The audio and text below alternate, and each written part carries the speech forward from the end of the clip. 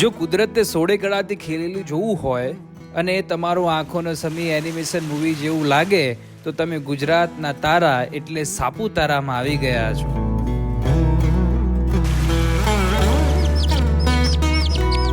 રસ્તાના કોઈ પણ ખૂણામાં ઊભા રહો ને એટલે સાગ હોય કે સીસમ, ઘટાદાર વૃક્ષોનો ખજાનો તમારું સ્વાગત કરતા હોય ને એમ જ લાગે.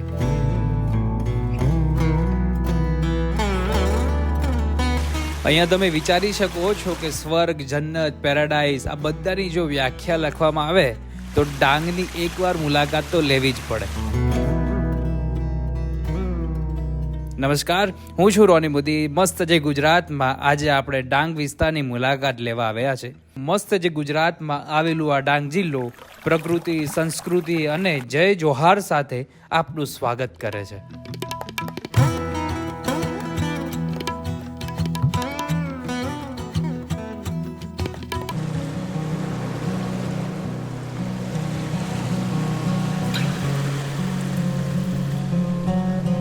જો સાપુતારા આવવાનો પ્લાન તમે નક્કી કરી જ લીધો છે તો વાંસદાથી સાપુતારામાં રસ્તામાં આવી ડાંગ રેસ્ટોરન્ટ જમવા ઊભા રહી જશો તો અહીંયાની અદ્ભુત પરંપરાગત ડાંગી થાળી પીરસવામાં આવે છે.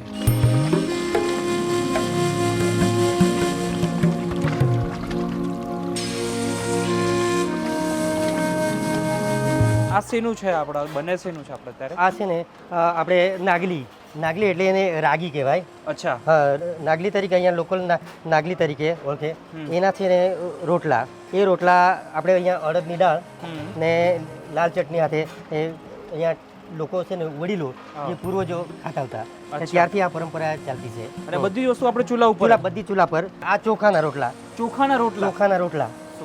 હા. તો આ રીતે જે મતલબ પાથરીને કરી રહ્યા છે તો હાથમાં બળી ન જવાય? ના ના, એ લોકો ટેવાયેલા હોય એટલે એ લોકોને વાંધો નહીં, બાકી એ લોકોનું કામ જ એ હોય. આ છે ને પનેલા. હા, જે કોળા આવે ને, કોળા એનું બનાવવાનું આવે. એનો માવો બનાવે, એમાં ચોખાનો લોટ થોડું ને મિક્સ કરીને બનાવવામાં આવે. આ કયું શાક બનાવ્યું આપણે? રીંગણ બટાકા. હા, રીંગણ બટાકાનું શાક. આ તુવર દાળ, દેશી તુવરની દાળ. હા. આ છે લાલ કડાનું પેજ. એટલે સૂપ કહેવાય. હા, લાલ. હા. અને આ બધી જ અહીંયા લોકલ ગામની જે બહેનો છે, લોકલ ગામની બહેનો. બરાબર. બધું જ વસ્તુ કાસાની ડીશમાં જમવા બધું. અને આપણે શું પ્રાઇસ આપણે એક ડીશના અનલિમિટેડમાં આપણે આપીએ છીએ? 240 રૂપિયા. 240 રૂપિયામાં અનલિમિટેડ. આ છે ને નાગલીના શીરો છે. અચ્છા, નાગલીના લોટમાંથી બનાવેલો. અચ્છા. આ બારે માસ મળે? આ બારે માસ. આ બી નાગલીના પાપડી. અચ્છા. એ આવે અડદની દાળ, એ ખરી ને નાગલીના રોટલા સાથે ખાવા માટે. અચ્છા. એટલે આ કહેવાય છે અહીંયા ડાંગી વિસ્તારનું લોકલ જમવાનું છે. ખરેખર આ એક્ઝેક્ટ કદાચ કોઈને આવવું હોય તો કઈ લોકેશન કહેવાય છે? વાંસદા સાપુતારા રોડ. વાંસદાથી 600 મીટર. 600 મીટર જ? હા, 600 મીટર. ઠીક છે. આપણું પહેલા તો હેન્ડ વોશ થશે. ડીશ તો આપણી સરસ મજાની આવી ગઈ છે. ચલો આપણે આ નાગલીના રોટલા, બાજરીના, ઘઉંના, પછી બધાના ખાધેલા છે, પણ આપણે આ નાગલીના ખાઈએ. મેં 3 કે 4 વર્ષ પહેલાં જ્યારે અહીંયા આવ્યો હતો ત્યારે મેં અહીંયા ખાધા હતા. બટેકા રીંગણનું શાક છે, પ્યોર નેચરલ જે ઘર જેવું શાક હોય ને, મરી મસાલા વગરનું, ઘરે મમ્મી કેમ બનાવતો હોય એવો ટેસ્ટ, ચૂલાનો સ્વાદ, ખરેખર ખૂબ જ મજા પડી જાય. અને બધું જ વસ્તુ પ્યોર નેચરલ અને નવો એક્સપિરિયન્સ તમારે કરવો છે તો આ જગ્યા તમારા માટે પરફેક્ટ બની જવાની છે. મસ્ત છે ગુજરાતની સિરીઝ પણ આપણે કન્ટિન્યુ ચાલુ છે, સિંગલ વિડીયો પણ તમારા માટે બનાવી રહ્યા છે.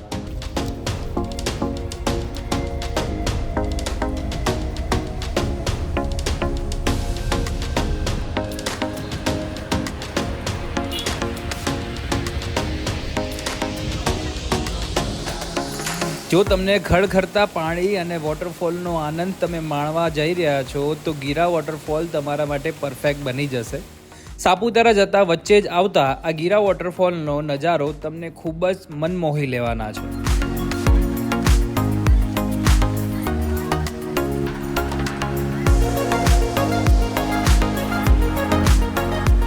ઓગસ્ટથી જો સપ્ટેમ્બર સુધીમાં જાઓ તો આ ધોધ પોતાના પૂરેપૂરા જોશ સાથે, સુંદર નજારો સાથે, પાણીનું ખતરનાક વલણ બતાવતું હોય એવું જ લાગે. પણ જો તમે સરકારના બનાવેલા નિર્દેશનનું પાલન કરશો તો આ વલણ તમને કાંઈ જ નહીં કરી શકે. અહીંયાના લોકલ ફૂડ હોય જે સ્ટાર ફૂડ તરીકે વધારે ઓળખાય છે એ પણ અહીંયાની આનંદ અને મજા માણી શકો છો. અહીંયાના લોકલ રમકડા પણ ખૂબ જ સરસ મજાના મળે છે. એ પણ તમે અહીંયાના બાય કરીને લોકલને રોજગાર આપી શકો છો.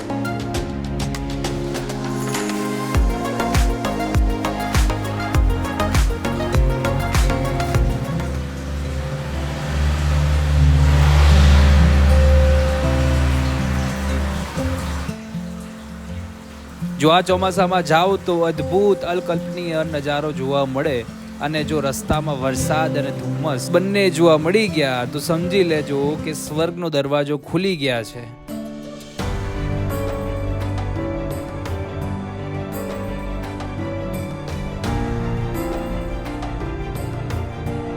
અને અહીંયા તો વાદળો જમીન પર આવીને સંતા કુકડી રમતા હોય ને એમ જ લાગે. સવારે વહેલા ઉઠીને જો સનરાઈઝ પોઈન્ટ ઉપર જાઓ, વાદળોથી આપણે ઘેરાઈ ગયા હોય ને એમ જ લાગે. ઝીણી ઝીણી વાછટ આપણને ભીંજાવી દે, જેમ કોઈ વ્યક્તિ આપણને પ્રેમથી આપણને હાથ ભરવાની કોશિશ કરતું હોય ને એમ જ લાગે. બે સમયે બસ આ પલનો માણવો ગમે આપણને. હવે આપણે આવી ગયા છે સનરાઈઝ પોઈન્ટ ઉપર. સ્વાગત કેવું થાય છે? ફર્સ્ટ ડે, ફર્સ્ટ ટાઈમ, જે કાંઈ જ દેખાતું નથી અત્યારે તો. અને અત્યારે જઈ રહ્યો છે હન્ટ પોઈન્ટ કરીને છે, તો એ જગ્યા ઉપર જઈશું, તમને બતાવું. આ છે ભાઈ આપણું મસ્ત છે ગુજરાત.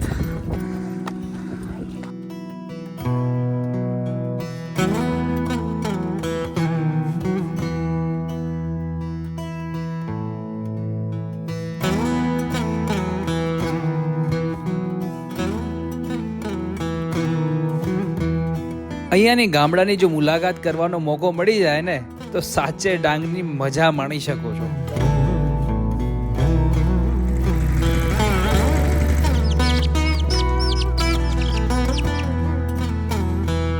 આ એ જ સમય છે કે અહીંયાના ધરતીપુત્રો ડાંગરનું વાવેતર કરતા હોય. એમની વાંસથી બનાવેલી દેશી છત્રીથી કામ કરતા જોવા મળે ને ભાઈ, ખરેખર અદ્ભુત નજારો લાગતો હોય છે.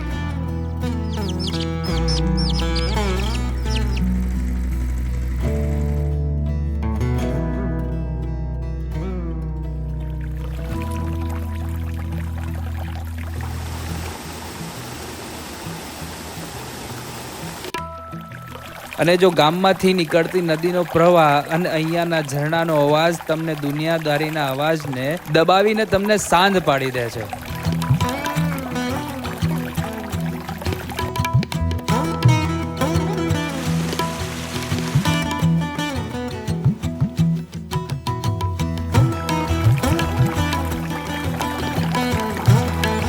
હવે દોસ્તો અત્યારે બધું ફરી વરીને આવી ગયા છે મેસીસભાઈના ઘરે.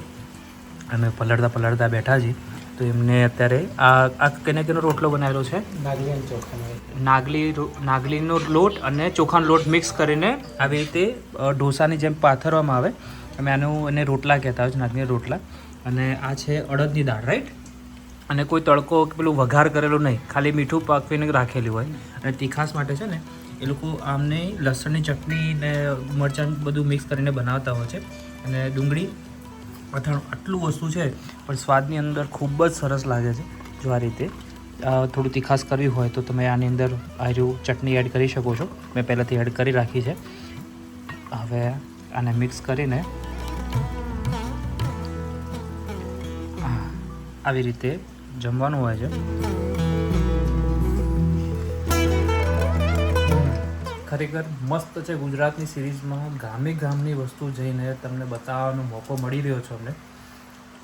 ખરેખર આની અનુભૂતિ છે ને કોઈ કિતાબમાં કે કોઈ વિડીયોમાં શબ્દોથી વર્ણવી શકાય એવું છે જ નહીં. અને ખરેખર ડાંગની અંદર જ્યારે આવીએ તો આવી મહેમાનગતિ બહુ સરસ રીતે નિભાવતા હોય છે. તો અમારી ટીમ અત્યારે અમે જમી રહ્યા છે. રેડી?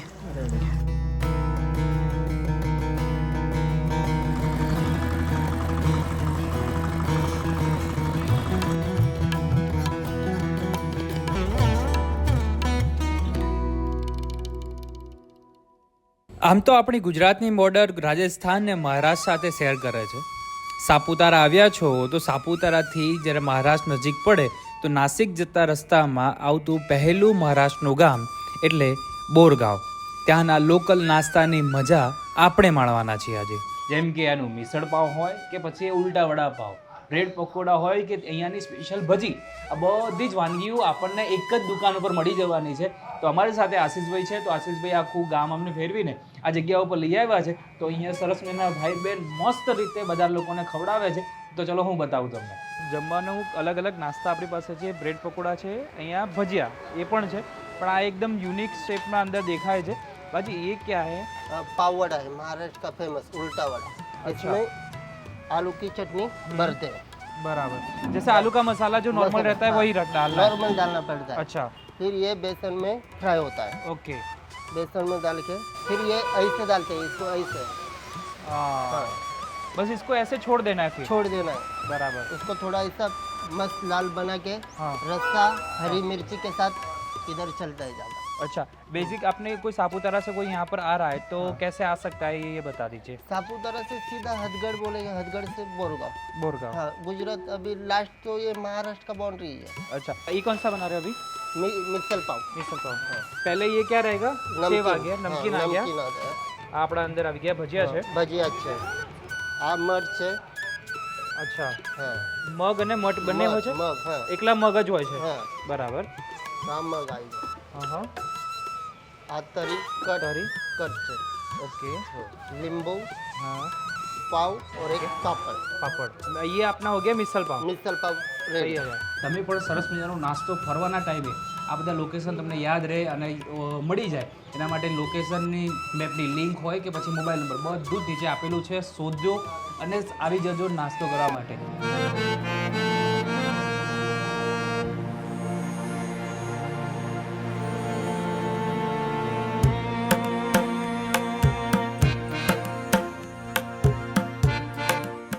સમય છે સાંજનો, તો આપણે જશું ટેબલ પોઈન્ટ ઉપર, જે કુદરતનું ધુમ્મસની ચાદર લઈને આખા પર્વત ઉપર પથરાયેલી હોય એવું જ લાગે. સાથે અહીંયાની અલગ અલગ એક્ટિવિટીમાં બાઇકવાળી હોય કે પછી અહીંયાની સાયકલિંગ, બંનેનો આનંદ છે ને અદ્ભુત અને મજા પડી જાય એવો છે.